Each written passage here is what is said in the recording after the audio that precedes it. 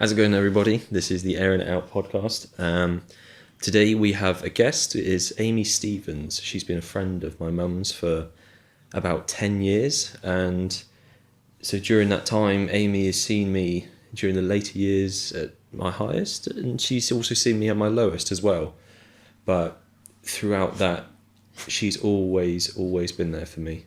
You know, despite being my mum's friend, she's always taken the time to let me know that she's there for me if I ever need me, and she's always taking the time for that private word. And how you doing? You want to go somewhere? No, he just wants to go there. Let the dog be the dog. What are we thinking? You are not helping. We're just going to roll with it.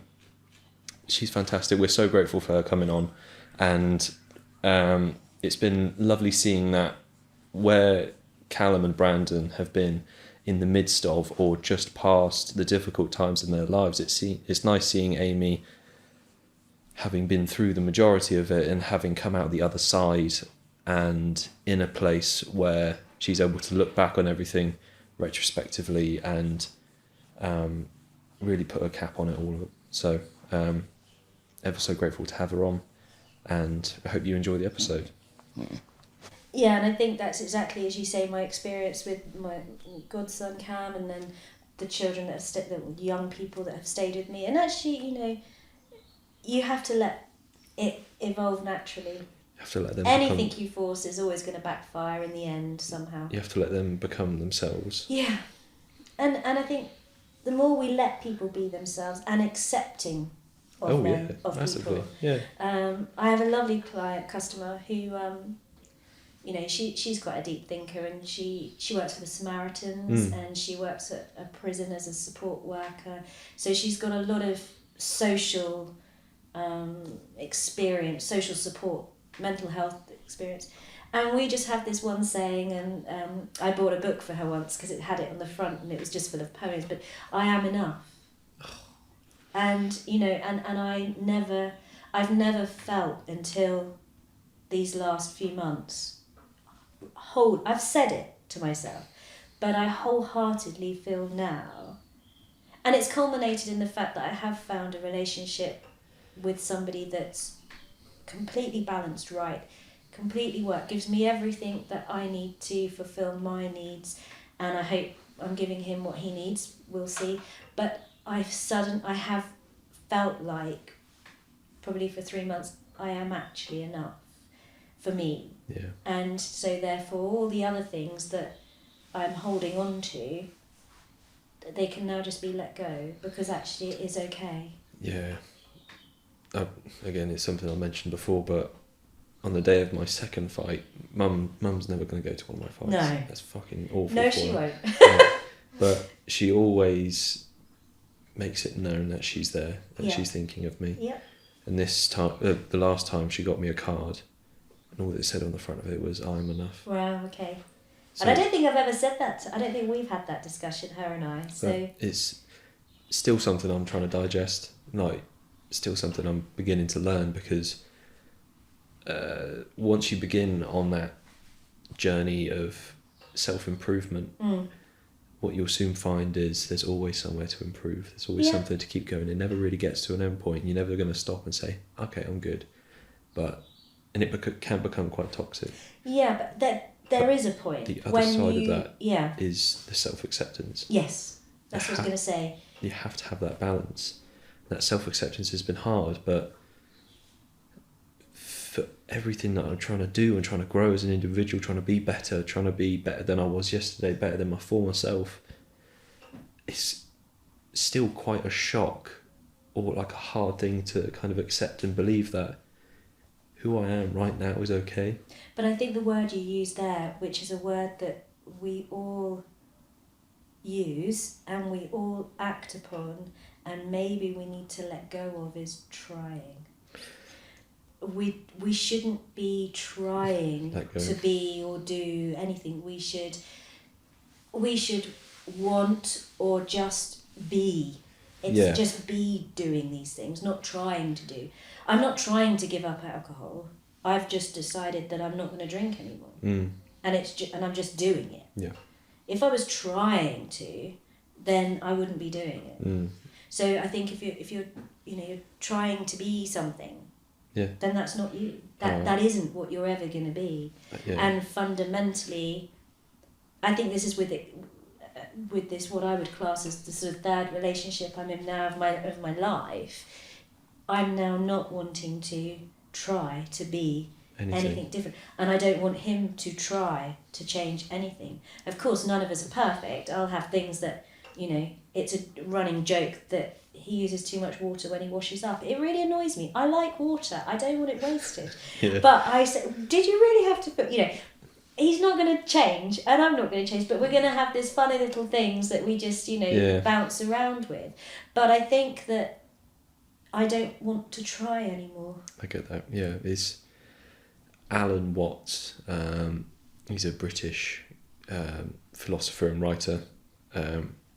He studied a lot of Eastern religions. Yeah. And one of the first most poignant things I heard him talk about was the idea of Wu Wei, W-U-W-E-I. Okay. And he explained what it was, and the way that he explained it was, instead of rowing on your boat, it's letting the wind blow your sails. Okay. Yeah. And that's been massive for me, because since I've tried turning things around for me, by fuck have I ever been the poster child of trying too hard, trying every day, and that's trying. Detrimental to your improvement, isn't it? But past 6 months, I've been learning to let things be as they are. Yeah. Like, I've recently started a new relationship, and I mentioned the other week when I did one of my other episodes how I wrote a journal entry about how I was in this one before, and I was just trying so hard to make it something. Yeah. Yeah, but me too. From the outset of this new relationship, all I said was, if it's meant to be, it will be. Yeah. I'm not going to try and make it anything that it's not. What will happen, and the most that I can hope for is that things turn out the way that they're meant to. Yeah. And my married life was different. I think we just sort of grew apart and we were different people from what we were at the beginning, but the second relationship was very much me wanting. I was so desperate. He had lots of money and he was funny and he wanted to go out and do things, and he came with me to Australia and we did stuff. You want it to work. I want it to work, and it completely broke because it was just a whole fireball of energy and absolutely no accepting of who we were and what we needed. It was just what we thought we wanted, and interestingly enough, he's not been able to sustain a relationship since either, and things, he's gone on to have another child and do other things, but this relationship is completely just, we're not looking to move in together, we're not looking to rush things, we spend time that we can with each other and we enjoy it, but I still see, I'm still seeing your mum and my other friends, and he is a lovely family that he's, committed to, and it feels different and it feels just calm and right. And I think... natural. Yeah, and it's very ironic. Everybody says it. I was desperate to find a relationship. I don't want to be on my own, and I'm not embarrassed to say that. Yeah. A lot of women say, I'm really, really happy on my own, I'm loving my independence, and all this. I hate it. I don't want to be on my own. I didn't want to be on my own. And all the online dating was just toxic. Yep. Sadly. It really is, and it doesn't make you feel great, and the people that you think would be attracted to you are definitely not, or they're not what you think they are, and it's a real shame. And I know that loads of people have great success, but actually it's also really, really shit. And my dad set me up with my new partner, and it's somebody I went to school with. It's someone whose parents, whose mother was friends with my mum, and it just feels right and natural. And I think one thing that we both said is we seem to have a similar upbringing and the same ethos for life, and that's why it can just all be settled now. And it seems the same with yourself, with your relationship. It's just settled. Because when you're trying to be something that you're not allowing yourself to be who you are. And you can never wear that mask forever. No. It will come down. There'll be a critical moment when it all goes tits up, and then you're exposed, and your exposure pushes you into fear, and then maybe that drink or that drug or something to hide and find that mask again. Quick, where is it? And you realise you can't put it back on. You're exposed, and that's it. You've shown that. When who you are isn't enough. Yeah. Oh, there it is again. Yeah. Damn. Yeah. You got to be enough within yourself. Before. Yeah, and it's like I said earlier. It does sound a bit wanky with gratitude. And not be enough. Maybe just accept who you are, what you are. Yeah. And say that is enough. Yeah. But it's okay. With gratitude. But I'm just saying, it sounds a bit, wanky with all the gratitude stuff and everything else, and mindfulness, and as a result of you, Sam, and listening to the Airing It Out podcast, I've started a journal. Go on. Yes. Really? Yeah. Amazing. And it was before I stopped drinking. It was in the new year, and so I'm not doing. It's not massive because I couldn't commit to. So it's actually a 4-year journal. Yeah. And the reason I've done it, a customer of mine does it, and I thought actually it's really interesting. It's a small book, but it's actually just a few lines. Yeah. And what will happen is next year, on this day, day 20 of not drinking, I will go back to that page and write next year's entry on the same page, and I can compare where cool. I am at. And it takes me 2 minutes, and I do it now I'm not drinking as well. I do it every night, and it is a good reflection on the day. I've realised most days start with, it's been a good day at work. So I need to change that up. I need to get a bit more interesting in my feedback. But what about work was it? What made it a good day? Or just, how am I actually feeling? But it did let me write down that actually today I've had two days which I could have had a drink had I not been stronger, and I've written it down, and there may be more days that come like that. And my birthday was very recently, and I think if your mum said to me, "You're crazy, why would you give up drinking, 2 weeks before your birthday?" I said, because that's a great challenge. If you can do it on your birthday. If you can do the celebratory times, then the rest of it's going to be easy. And I found that quite stressful in the morning with everybody coming over for lunch, family, who I didn't tell. And I've not told my family yet because I don't when you're ready want to put the pressure on myself that if I fuck up, which I might do, then it's not, well, there you go, told you had a problem. Yeah. Because at the moment I don't feel I do, but... Because when you do tell other people, it has that expectation as well. And I'm not very good with that. You want to manage what it is that you're doing within yourself, and then, as and when you're ready, just let other people know. Yeah. And it's... I mean, your mum knew, because she's intuitive with me. Yeah, you just don't want people... being like, oh, how you doing? Yeah, but she's not like that. That's why you choose the right people to give you the support, and she'll know. I know if it's a difficult moment or something. I say, could I come up and have some kombucha? Which I think I'd never say, but it could be something like that, and you need those people around you to do that. But the journaling thing. Wholeheartedly, I'd go for that. You're in that, boys. We did something. Yeah, you did something. There you go. Amazing. Yeah. Choose the right one for you, though. Don't make it daunting. No. I couldn't write a long page of... no big open books. Bang on about my feelings. But I can note what's happened. And to me, then that's going to be interesting in a year's time. Especially as my journey is now supposedly in my head, this is going in the right direction. It will be nice to reflect. As long as it hasn't all fallen apart this time next year. Right. It's planting seeds. Homeless with no job or something ridiculous. But no, I think it's going to be fine. One of my favourite quotes recently is that the worth of a day is not determined by the... hold on. Here we go. By the harvest that you reap, but by the seeds that you sow. Yeah, of course. So it's not what you can... take from the day. No. It's what you can give yourself tomorrow. Yeah, and what you build on. It's momentum as well. So everything that you're doing, you're starting these new habits. You're being... I'm sure you're probably not being more open than you normally are, but... I wear my heart on my sleeve because I don't feel I have anything to hide. I'm not ashamed or embarrassed of any of my weaknesses. Yeah. But with the not drinking, the building the healthy habits, the replacing the old ones. Yeah. I'd be pretty optimistic. Yeah, I feel it. Good. I feel it. And it's funny with the not drinking, I've suddenly...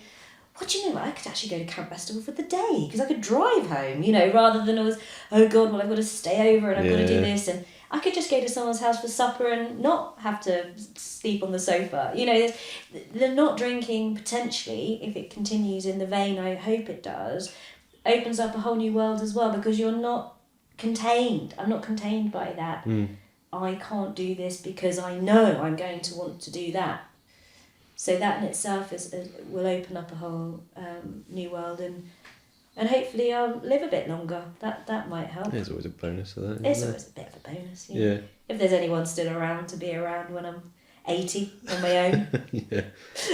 That's the only weird thing about my situation is some customer said to me the other day, do you own your property, Amy? I said, well, I have a mortgage, but yeah. Oh, well, why have you done that? You've got no one to leave it to. And it suddenly dawned on me. They weren't being rude. I think it just came out. Yeah. You know, why would you do that? You know, why is that so important to you? Okay. And I suddenly realised, very good question. Yeah.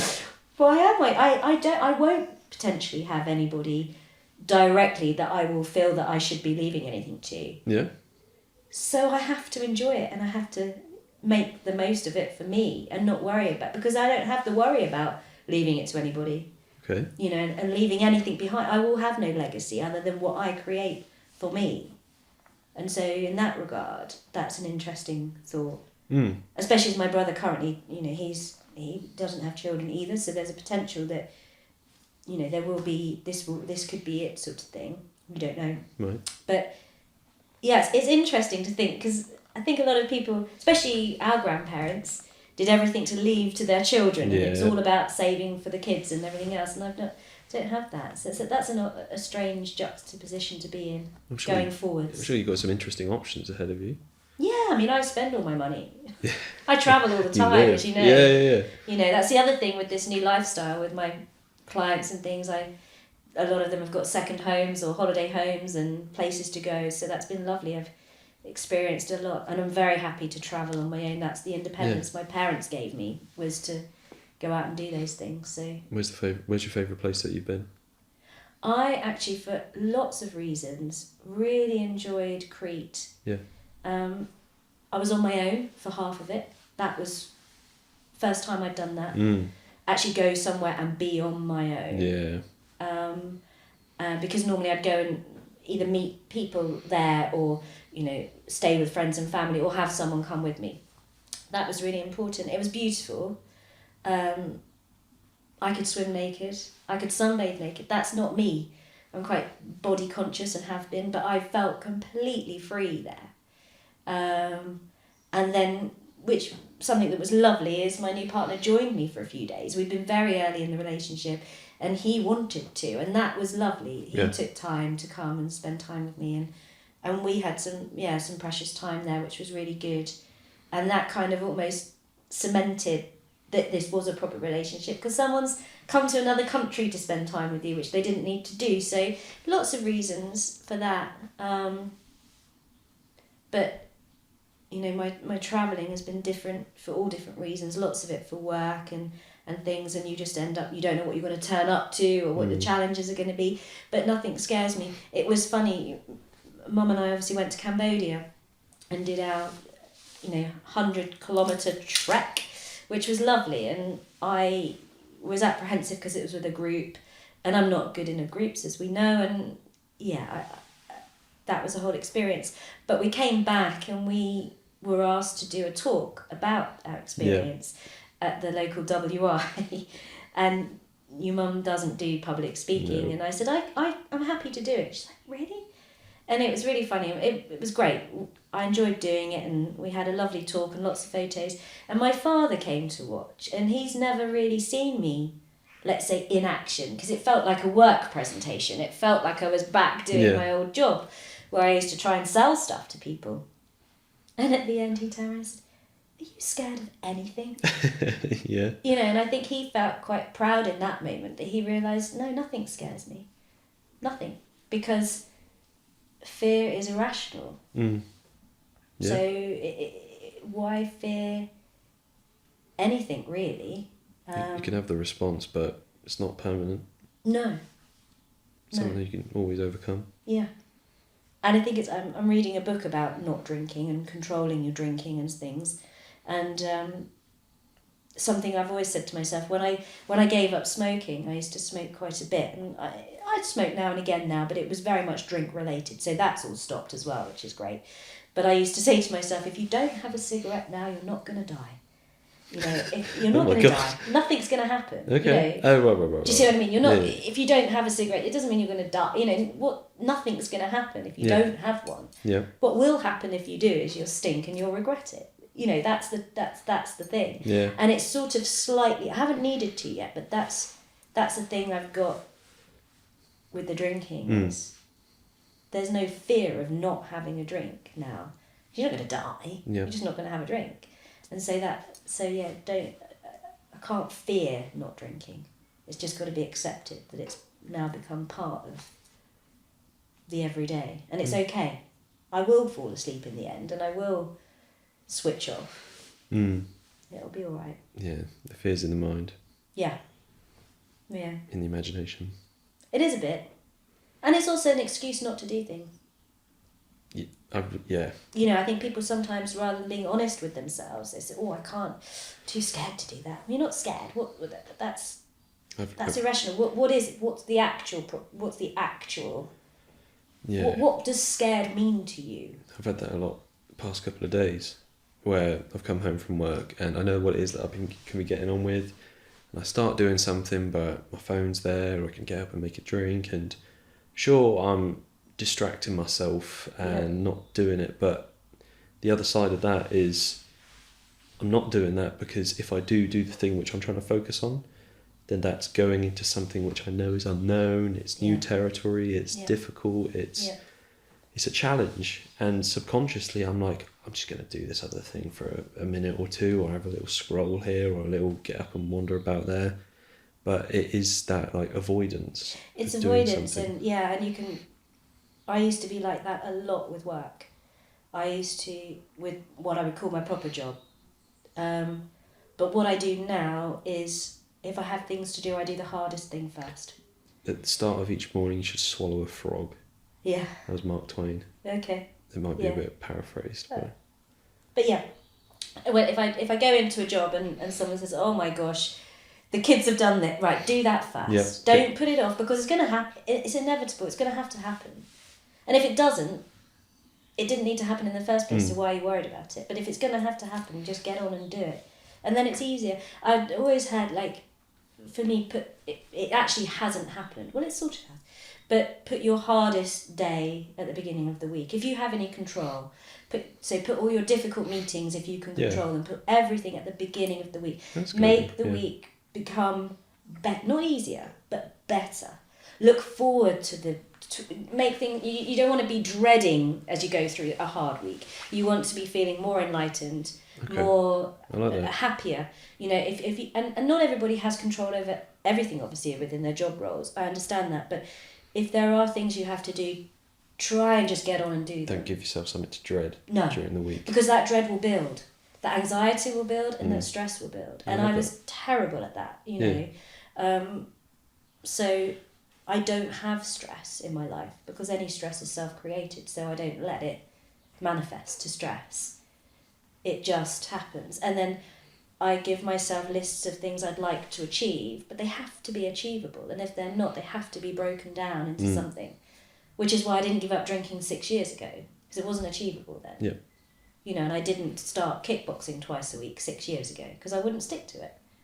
You know, but now, give or take holidays, I can stick to these things. And so we have to not have too high an expectation of ourselves. Becomes too much, and you end up going backwards.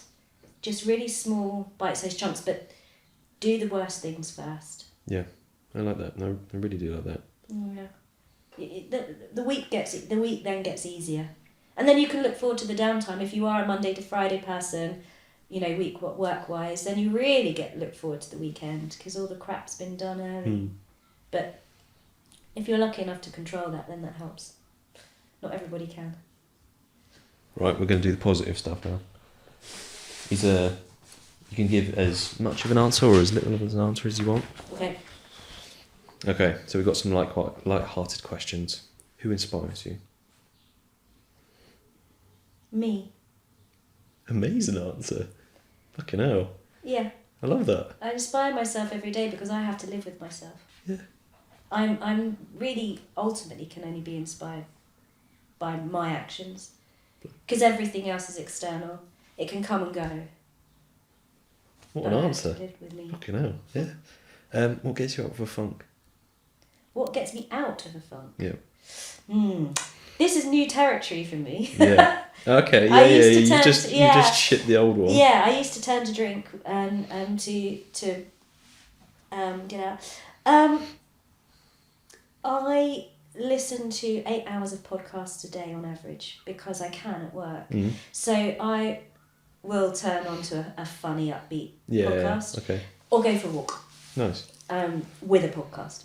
I'm not very good in silence, as you can tell. I like to talk. So I have stuff going on because my head's quite busy. So if a walk is good. What's something that you couldn't live without?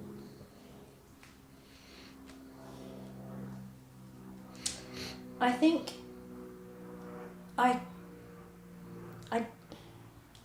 don't think I could live without knowing that I'm loved by somebody and at some point. Yeah. Material things don't matter to me, but not feeling loved. Mm. Now feeling very loved, I'd struggle to turn. I haven't always felt loved because I don't think I've always deserved to be loved because I've not always been a very nice person.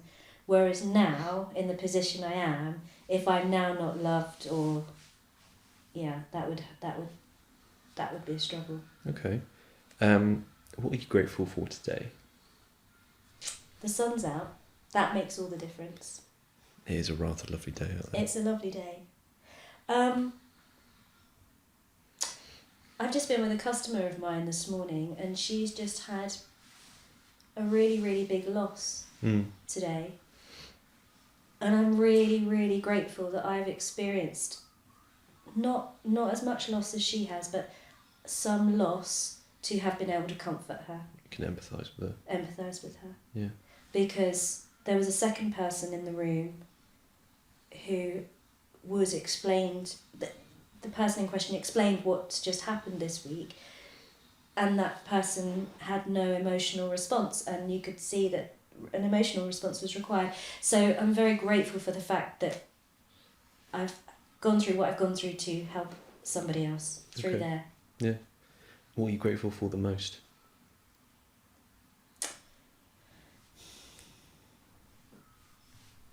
My friends and family You got any being names? patient with me. First. Oh, okay. Yeah. If you know what I mean. Yeah, but friends and family still continuing to love me through everything. So yeah, I have my dad and my brother who, they're boys. It's not the same as girls. But yeah, I know my brother loves me, and I know my dad loves me very much, and I have some very close girlfriends that life would be very different without, because you need influences from both sexes. Yes.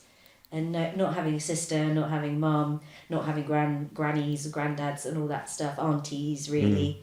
I do have aunties, but they're not in my everyday life. They know who they are. Hopefully they might be listening to this. You never know. Where's your favourite place to go? Aside from shopping in street, which I did last weekend, which I really enjoyed, on my own for my birthday, I took myself off. My favourite place to go is home. Yeah. I feel very comfortable in my own home. Yeah. I feel very safe, secure. As much as I love the countryside, I love walking. I like being in my garden, in my home, because I feel comforted by it. Somewhere that's yours. Yeah. What are you proud of? That I've been able to talk to you about all of this today. Yeah. That this is where I've gotten to. And I know I've been an arsehole, and I know I've let people down over the years, and I know that up until extremely recently I was still getting things wrong. And I'm not saying necessarily that things won't They're not always going to be perfect, but I'm proud of where I am today and the progress I've made on myself. We'll always be incredibly grateful to everyone that comes on. That goes without saying, but for those people that do come on, it is a testament to the strength of their character, for the fact that they're not only able to be vocal about their life, their troubles, their issues, what they've gone through and the lessons that they've learned, but the fact that they're willing to do that for an audience, it's massive. Thank you. So I think I don't think enough people give themselves an opportunity to reflect on what they want to be in life and where they could get to be happy. It's the things that means the most to us. Yeah. And that it's daunting. Yeah. But hopefully you can agree with me. It's worth doing. Yeah. Yeah. Definitely. What's something that you're excited for? Just the next few months and how liberated, hopefully, I will continue to feel with this lovely, fresh relationship. I think once my family understand and I do continue to stay without drink being part of my life, I think that will build new relationships with them. I think they want to spend more time with me, and that's going to mean a lot. Yeah.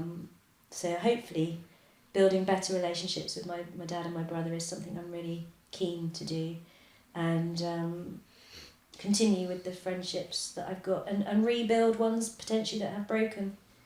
There's one specific relationship that has broken, which would be nice to try and rebuild, but I don't know if we can.